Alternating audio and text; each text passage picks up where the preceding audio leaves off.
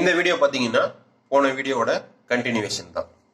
போன வீடியோவில் எதை பற்றி பார்த்தோம் அப்படின்னா parallel axis theorem, perpendicular axis theorem. இந்த ரெண்டு தியரம் இல்லைன்னா சர்க்குலர் ரிங் மாதிரியான ஷேப்புக்கு மொமெண்ட் ஆஃப் இனர்ஷியா கண்டுபிடிக்கிறது எப்படின்னு பார்த்தோம். கரெக்டா? எப்படின்னு மட்டுமா பார்த்தோம், எவ்வளோ கஷ்டம்னு பார்த்தோம். கரெக்டா?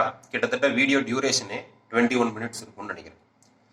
வீடியோ டியூரேஷனை விடுங்க, நான் ஸ்டெப் பை ஸ்டெப்பாக சொன்னேன், பொறுமையாக சொன்னேன் அப்படிங்கிறதுனால வீடியோ லென்த்தியாக இருக்கலாம். But number of steps, number of concepts இன்வால்வ்னு பார்த்தீங்கன்னா மொத்த மேக்ஸ் புக்குமே மொத்த ஃபிசிக்ஸ் ப்ராப்ளமுக்கு யூஸ் பண்ண மாதிரி இருந்திருக்கும். கரெக்டாக? கிட்டத்தட்ட மினி மேக்ஸ் பப்ளிக் எக்ஸாம் எழுதுகிற ஃபீல் தந்திருக்கும். பட் இந்த வீடியோ அப்படி இருக்காது. ஏன் அப்படின்னு கேட்டிங்கன்னா இந்த வீடியோவில் parallel and perpendicular axis தியரம்ஸை யூஸ் பண்ண போகிறோம். ஓகேவா? ரைட். யூஸ் பண்ணி என்ன கண்டுபிடிக்க போகிறோம்னா அதே சம்முக்கு டெரிவேஷன் கண்டுபிடிக்க போகிறோம். அப்போ ஆன்சர் என்ன வந்துச்சு? 3/2 mr² வந்துச்சு இல்லையா? 4-5 பேஜ் போட்டு 50-60 ஸ்டெப் போட்டு வந்துச்சு இல்லையா? இந்த வீடியோவில் பார்த்தீங்கன்னா 1.25 பேஜ்லேயே கண்டுபிடிச்சிரும். அதே 3/2 mr². ஓகேவா? ரைட். இப்போ கொஸ்டின் என்னன்னா moment of inertia of circular ring about tangent in the plane. போன மெத்தட் அவ்வளோ கஷ்டமாக இருக்கிறதுக்கு காரணம் இன்டகிரேஷன்னாலையா அப்படின்னு கேட்டிங்கன்னா இன்டகிரேஷன்னாலையும் தான். வேற ஒரு ரீசன் என்ன அப்படின்னு கேட்டிங்கன்னா ஆக்சிஸில் கொஞ்சம் காம்ப்ளெக்ஸ் ஆக்சிஸாக கொடுத்துட்டாங்க. எது ஈஸியான ஆக்சிஸ்ன்னு கேட்டிங்கன்னா சென்டர் ஆஃப் மாஸ் வழியா பாஸ் ஆகக்கூடிய ஆக்சிஸ்க்கு இன்டகிரேஷன் யூஸ் பண்ணியே கண்டுபிடிக்கிறது ஈஸி தான். ஓகேவா? இன்டகிரேஷனை யூஸ் பண்ணியே ஆக்சிஸ் ஒருவேளை சென்டர் ஆஃப் மாஸ் வழியா பாஸ் ஆகிருந்துச்சு அப்படின்னா இன்டகிரேஷனை யூஸ் பண்ணியே கண்டுபிடிக்கிறது ஈஸி தான். ஆனால் இங்கே சென்டர் ஆஃப் மாஸ் வழியா பாஸ் ஆகலை, டேஞ்சண்டாக போயிடுச்சு ஆக்சிஸ். அதனால தான் ரொம்ப கஷ்டமாக போயிடுச்சு. ஓகேவா? இன்டகிரேஷன் ஒரு தலைவலி, இது சென்டர் ஆஃப் மாஸ் வழியா போகாதது இன்னொரு தலைவலி. ஓகேவா? ஸோ தலைவலி ஸ்கொயர் போன ப்ராப்ளம். இந்த வீடியோவில் அதே ப்ராப்ளம் தான் பார்க்க போகிறோம். ஆனால் அந்த தலைவலி ஸ்கொயரை நம்ம ரெண்டு தியரமும் அடித்து முடிச்சிடும். ஓகேவா? ரைட். இப்போ ஃபர்ஸ்ட் என்ன கண்டுபிடிக்கணும் அப்படின்னா அபவுட் டேஞ்சன்ட் தான் நமக்கு மொமெண்ட் ஆஃப் இனர்ஷியா கண்டுபிடிக்கணும். ஃபர்ஸ்ட் என்ன கண்டுபிடிக்கணும் அப்படின்னா IZ கண்டுபிடிக்கணும். IZ அப்படின்னா perpendicular to the plane of paper, Z axis. ஓகேவா? இது XY பிளேன் எடுத்துக்கிட்டிங்கன்னா Z ஆக்சிஸ் பென்சில் இப்படி வந்து வெர்டிகலாக நிற்க வச்ச மாதிரி இருக்கும். கரெக்டா? IZ கண்டுபிடிக்கிறோம். ஐடியா நல்லா புரிஞ்சுக்கங்க. IZ கண்டுபிடிக்கிறோம். அடுத்து IY கண்டுபிடிக்கிறோம். IYலேருந்து I கண்டுபிடிக்கிறோம். ஓகேவா? இந்த ஆக்சிஸ், இந்த ஆக்சிஸ்லேருந்து இந்த ஆக்சிஸ், இந்த ஆக்சிஸ்லேருந்து இந்த ஆக்சிஸ். ஐடியா புரியுதா? ரைட். அதான் நான் வரைஞ்சிருக்கேன். இது வந்து பார்த்தீங்கன்னா XY பிளேன், இது வந்து பார்த்தீங்கன்னா Z ஆக்சிஸ். ஓகேவா? ரைட். இது கண்டுபிடிக்கிறது ஈஸி. ஓகேவா? இன்டகிரேஷன் யூஸ் பண்ணாலுமே இது கண்டுபிடிக்கிறது easy.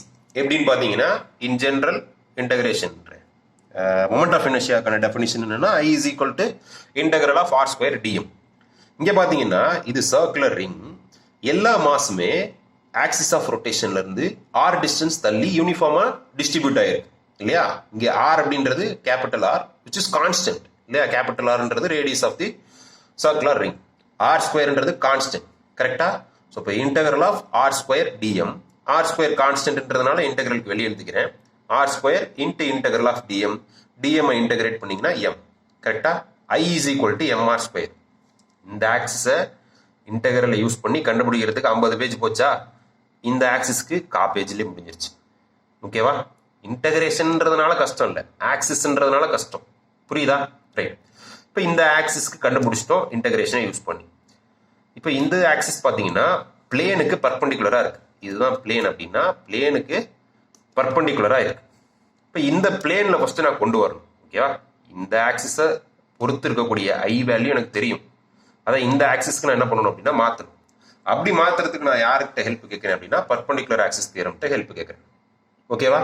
IZ is equal to IX plus IY. இதுதான் பர்பண்டிகுலர் ஆக்சிஸ் தியரம். IX அப்படின்னு என்னன்னு பார்த்தீங்கன்னா இதுதான் IX.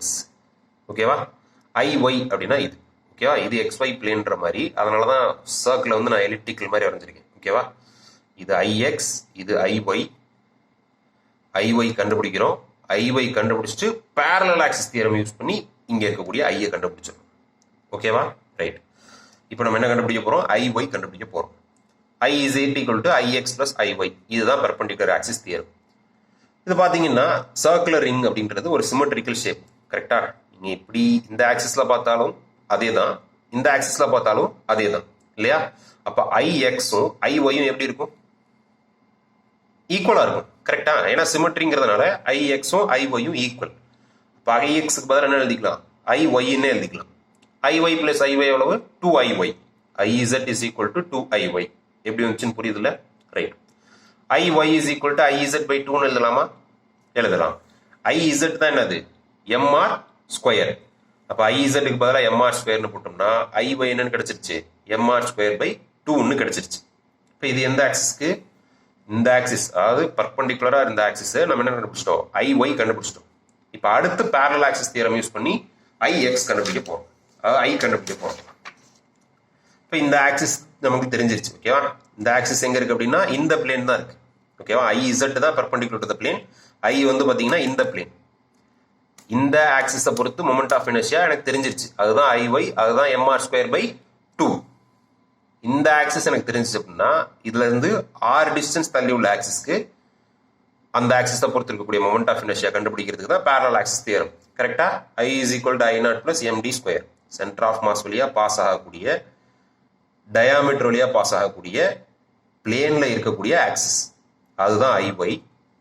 அந்த ஆக்சிஸ்க்கு பேரலாக இருக்கக்கூடிய ஆக்சிஸ் தான் நம்மளோட ரெக்வயர்ட் ஆக்சிஸ், அதுதான் டேஞ்சன்ட் ஆக்சிஸ். பேரலல் ஆக்சிஸ் தியரமை யூஸ் பண்ணி சால்வ் பண்ண போறோம். புரியுதா? தெளிவாக சொல்லிட்டேன். இப்போ ஐஒய் எவ்வளோன்னா எம்ஆர் ஸ்கொயர் பை 2 பிளஸ், இதுதான் பேரலல் ஆக்சிஸ் தியரமுக்கான formula. I is equal to I0 plus MD square. I0 தான் ஐஒய், அதுதான் எம்ஆர் ஸ்கொயர் பை 2. இங்கே இருக்க பிளஸ் அப்படியே போட்டுக்கிட்டேன், எம் அப்படியே போட்டுக்கிட்டேன். டி அப்படின்றது என்னன்னா distance between these two parallel axis. இந்த பேரலல் ஆக்சிஸ்க்கும் இந்த பேரலல் ஆக்சிஸ்க்கும் உள்ள டிஸ்டன்ஸ் தான். எவ்வளோ டிஸ்டன்ஸ் இருக்கும் அப்படின்னா ரேடியஸ் ஆஃப் த சர்க்கிளுக்கு ஈக்குவலாக இருக்கும். டி அப்படின்றது எதுக்கு ஈக்குவல்? ஆருக்கு ஈக்குவல். இப்போ டிக்கு பதில் என்னன்னு போட்டோம் அப்படின்னா ஆர்னு போட்டோம். இப்போ MR square by 2 plus MR square இல்லையா? இப்போ 2 கிராஸ் மல்டிப்ளை பண்ணீங்கன்னா MR square plus MR square divided by 2ன்னு வரும். MR square plus MR square 3mr square divided by 2. அங்கே முக்கி கிணறி போட்ட 3/2 எம்ஆர் ஸ்கொயர் இங்கே நமக்கு வந்துருச்சு. ஓகேவா? ஸோ இப்போ parallel axis theorem, perpendicular axis theorem இல்லாட்டி எவ்வளோ கஷ்டப்பட போகிறோம், எவ்வளோ கஷ்டப்படணும் அப்படின்றத போன வீடியோவில் பார்த்தோம். இருக்கிறதுனால எவ்வளோ ஈஸியாக போட்டோம் அப்படின்றது இந்த வீடியோவில் பார்த்தோம். கரெக்டாக? ஸோ இப்போ இன்டகிரேஷன், அந்த மாதிரி லென்த்தி டெரிவேஷன் போன்ற சனியன்கள்லேருந்து தப்பிக்கிறதுக்கு parallel axis and perpendicular axis theorem போன்ற தெய்வங்களின் துணை நமக்கு தேவை. கரெக்டாக?